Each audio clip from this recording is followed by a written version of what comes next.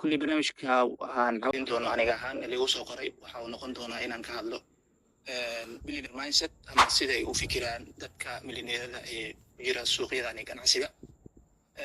Markay noqoto marka waxaa muhiim ah maadaama markan aan ku jiro in taxliilinta ama waxyaabaha ugu badan ee laga heli karo xogtan ay loo raaco ama soo noqon doonto buugaagta. Aan xogta inta badan ka helay buugaas waxaa la yidhahdaa Secrets of Millionaire Mindset ama sirta ku jirta maskaxda ama ka dambeysaba milyaneerada fikradooda iyo aqoonshada uu qoray qoraal yiraahdo Harry Eker.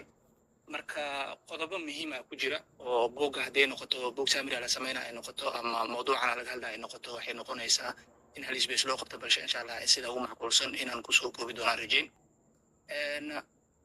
aan ku sii socdo. buugga horta waxa uu ka kooban yahay jabtaro aad u fara badan oo aad mid walbaba muhiim u yahay balse jabtarkani ugu horeeya waxa uu in badan ba ka hadlaa wax loo yaqaano money blueprint oo ay tahay maskaxda maaliyadeed ee qofka. in badan ba uu qoraaga buuggani u qeybshay dadka jira hadda dunida ku nool ha noqdo mid faqiir ah mid taajir ah in mindsetkooda uu u qeybsamo laba qeybood.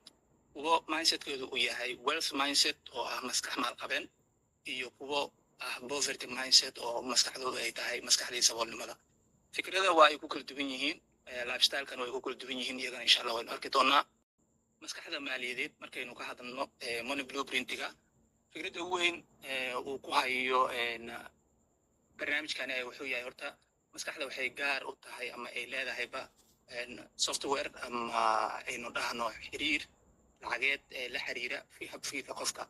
barnaamijkan aynu hadda ka hadlayno marka waxaa laga helo qofka ka hela ama uu la soo qabsada inta uu nool yahay khaasatan xilliga caruurnimadiisa barbaarintiisa ay qayb ka tahay even dhaqamada waalidka uu ka dhaxlay qayb ka tahay. waxaa kaloo fikrooyinkaasi uu ka keeni karaa bulshada uu la nool yahay iyo waaragnimada kadib marka uu soo dhexgalo nolosha dadkana oo la milmo.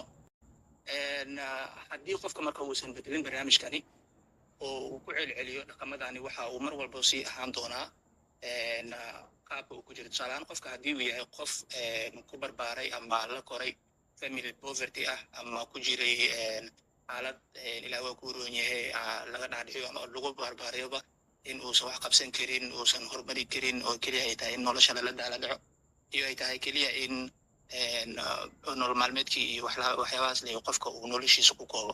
marka fikradaha marka laga hadlayo qofka maalqabeenka iyo saboolka waxay ku kala duwan yihiin difference yar uu siinaa qoraaga buugga. waxay tahay qofka maalqabeenka wuxuu mar walba rumaysan yahay horta inuu isaga abuurto fursadaha noloshiisa halka midka saboolka uu mar walba aaminsan yahay in nolosha ay ku timaado si nasiib ah. maalqabeenka inta badan wuxuu diiradda saaraa marka fursadaha saboolkana in badan wuxuu diiradda saaraa caqabadaha qofka saboolka in badan wuxuu soo hordhiga caqabadaha saana jirto inta waaye dhibaatooyinkaasaa jiro dowladii shaqo aanan jirin dowladda shaqada siinaynin dalkii shaqo ka jirin qabiilkayga ay nacab dadka waxay u ogoleen cadowaan leh waxay noocaase. maalqabeenka wuxuu lacagta u arkaa marka xulasho iyo xorriyad inay tahay halka saboolkuna uu arko wax dhib badan ama ay tahay wax shar ah. xeerarka maalgashiga ee dhaqaalaha markaynu ka hadalno qoraaga buuggan wuxuu dhiirigelinayaa dakhliga qofka soo gala inuu u kala qaybiyo qaababkaas oo ah 50 iyo 50%. 50% hore wuxuu yiri qoraaga waxaa muhiim ah inuu qofka u qaybiyo 10% oo kayd ah 10% oo maalgashi ah investment uu ku sameynayo 10% oo u dhiganayo waxbarasho ama self study iyo 10% oo qofka u dhiganayo in naftiisa waxyaabaha asaasiga ay u baahan tahay ay ku farxad gelinayso naftiisa oo uu sameeyo halka 10% ee kale kontankaasi ka harin oo qofka ugu talagalay in sadaqo ama mucaawin ahaan uu baxsho sababta sadaqadu waxaynu ognahay maalka ay barakayso. boqolkiiba konton ka mid ah kharashaadkaasina soo haray waxaa qofka lagula taliyaa ama in badan qoraaga uu sheegayaa in noloshiisa uu ku kaabo sababta waxaa muhiim mar walba nolosha qofka in uu diiradda saaro sidii uu nolol maalmeedkiisa ku dabaran lahaa. waxaa jirta marka awoodda dhaqanka bedelka qofka marka uu rabo inuu isbedelo wuxuu bedeli karaa noloshiisa dhaqaale isagoo bedelaya marka habka uu u arko ama uu fikiraba lacagta iyo sida ay u dhaqanto. buuggu marka in badan wuxuu dhiirigelinayaa saamaynta ballanqaadyada qaadashada mas'uuliyadda noloshaada iyo la falgalka dadka dhiirigeliya guusha.